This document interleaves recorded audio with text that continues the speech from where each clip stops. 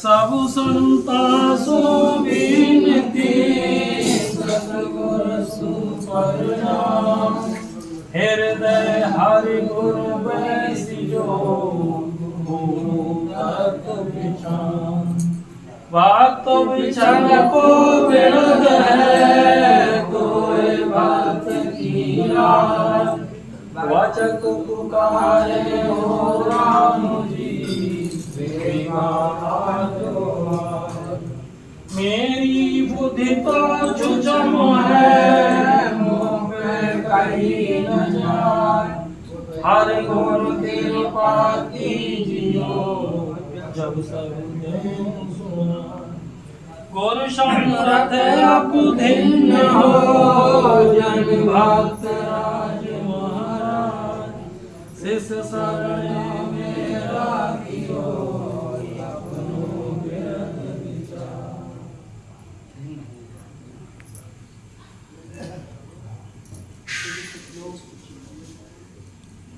नए बैठे हैं तो इसके लिए महाराज जी के बारे में थोड़ी संक्षिप्त बात बता रहे हैं हम आप लोगों की ये एक आश्चर्यजनक बात है कि महाराज जी ने जो भजन भक्ति की तो संत श्रोमणी सतगुरु सुखराम जी महाराज ने ये अनुभव वचन लिखे हैं अपने इस वाणी जी। सतगुरु संत श्री सुखराम जी महाराज ने 18 साल समाधि लगाई राम चौकी जिला जोधपुर में राजस्थान में गांव बिलाही था पड़ोस में ये राम चौकी जगह है वहां पे महाराज जी जब भजन करने के लिए बैठ गए ऐसी ध्यान अवस्था बन गई कि 18 साल के बाद महाराज जी आसन से उठे उनके शरीर के ममेरे भाई थे वो वाणी जी महाराज लिखते थे महाराज जी जो अपने अनुभव होता था अपने उस अवस्था में वो वचन महाराज जी ने ये वाणी जी ने दर्शाए हैं इसीलिए ये कोई साधारण पुस्तक नहीं है महाराज जी के अनुभव वचन है इनको सुनने के बाद मनुष्य के अंदर कुछ ना कुछ अगर हृदय से चित्त में इसको धारण करेगा तो कुछ ना कुछ कसक पैदा हो जाएगी इसलिए महाराज जी वही भक्ति महाराज जी यहाँ आकर के रिछोला में सब छोड़ा जो राम द्वारा बना हुआ है यहीं पे महाराज जी की अंत्येष्टि हुई और जो राम कचेरी अंदर बनी हुई है वहाँ महाराज जी निर्माण खोल इन्हीं सबकी आत्माएं तो शरीर के इन्हीं 10 द्वारों से निकल के जाती हैं 9 द्वारों से लेकिन महाराज जी जो 10वां द्वार खोल के और निकल के गए तो ये महाराज जी की वो जगह है पावन पवित्र भूमि तो ये महाराज जी के वो वचन है इसलिए सब लोग चित्त लगा करके सुने महाराज जी ने किसी देवी की किसी देवता की कोई बुराई नहीं की किसी नाम की कोई बुराई नहीं की क्योंकि महाराज ने ये लिखा है कि किसी भी देवता की आप पूजा करो सृष्टि का क्रम चलाने के लिए राम जी ने सबकी रचना की है ये सृष्टि का क्रम चलाने के लिए इंद्र का काम बरसात करने का है ब्रह्मा का काम रोकना करने का है विष्णु का काम पालन पोषण करने का है शंकर जी का काम संहार करने का है इसी प्रकार से यमदेव के लिए कोतवाली सौंप दी इसी सब तरह तरह की तो इस प्रकार से महाराज समझा रहे हैं आगे ये फल फूल का अंग है कि जो सी भक्ति आप जैसे भी करोगे उसी प्रकार से उसका फल मिलेगा तो सत पंथ में आए भिन्न खोवे नर नारी पूजे पांचों पीर अलख सिमरे नर नारी जाकाए फल फूल जन्म अगले नर पावे नर नरा में वीर नार जोगनी क्वावे सुख राम ज्ञान वैराग बिन मोक्ष न पहुँचे कोय मर मद वैराग रे हद बेहद का होए अब संत श्रोमणी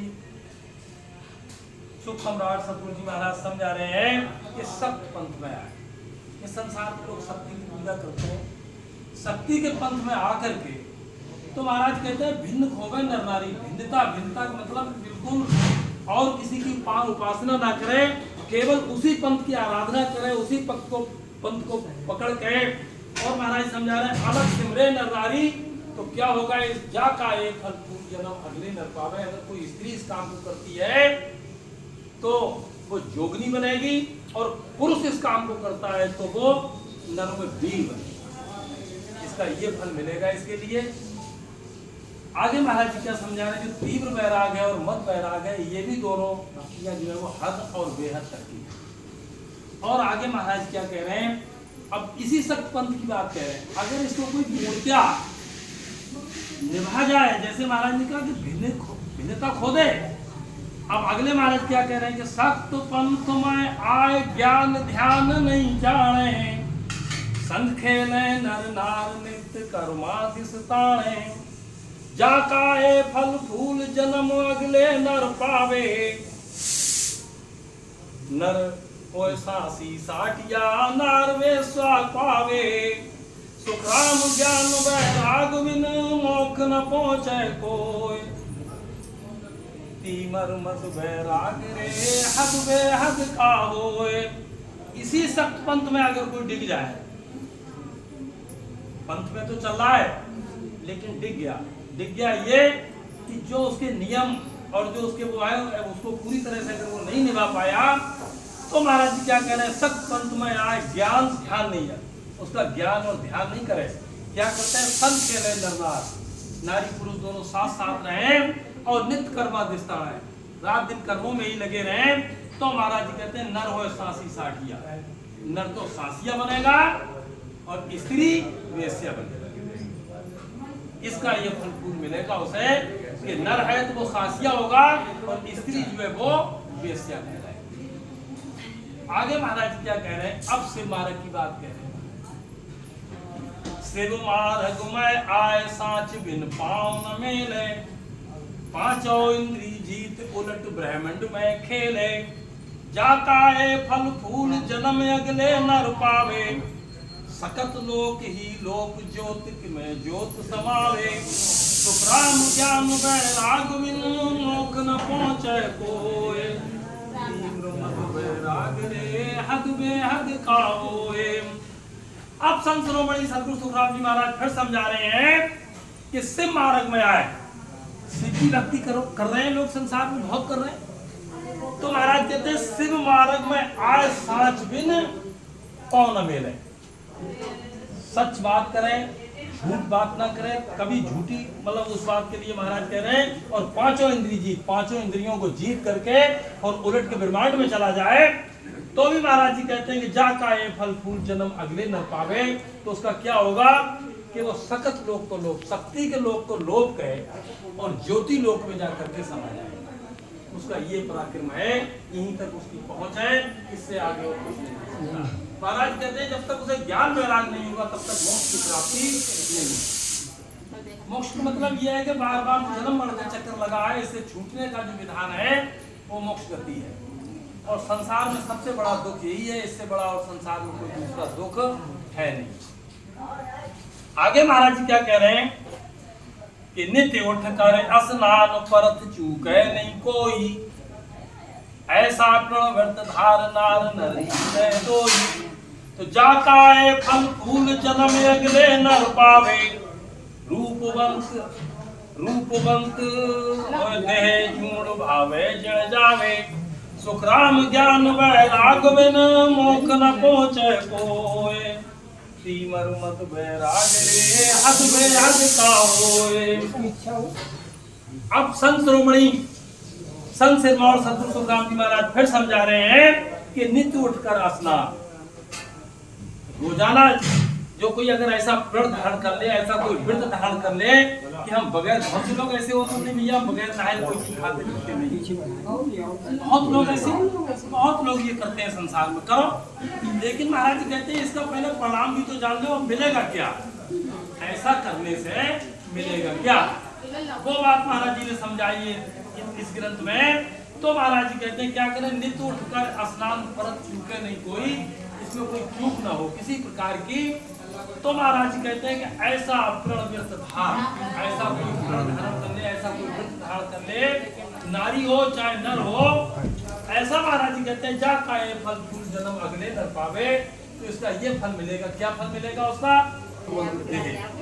उसकी देह जो होगी वो बहुत सुंदर होगी, रूपवान होगी। जैसे देखा होगा आपने, ये इसका फल मिलेगा, करते रहो जीवन भर। मिला क्या? तो आगे महाराज जी कहते हैं कि तीन मद बैराग, तीन मद है और बैराग मद है, ये भी हद और बेहद तक की भक्तियां हैं, यहाँ तक भी आवागमन नहीं छूटेगा। महाराज कहते हैं जब तक ज्ञान बैराग के अंदर जागृत नहीं होगा तब तक ये बंधन छूटने वाला नहीं।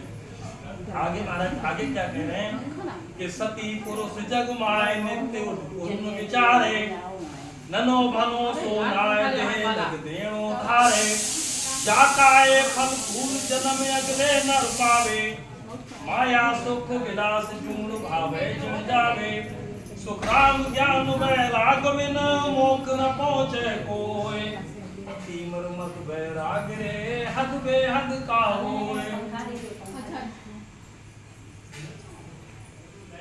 अब